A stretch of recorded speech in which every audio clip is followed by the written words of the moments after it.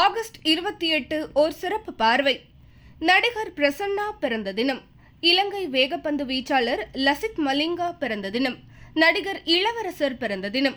நடிகர் சுமன் பிறந்த தினம். நடிகை நீலிமா ராணி பிறந்த தினம்.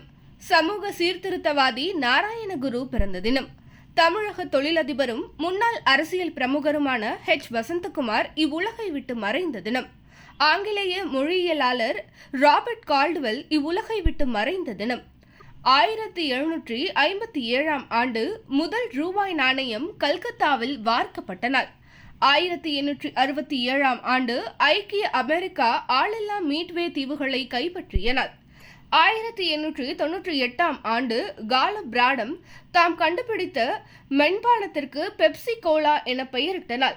1990 ஆண்டு குவைத்தை தனது புதிய மாகாணமாக ஈராக் அறிவித்த நாள்.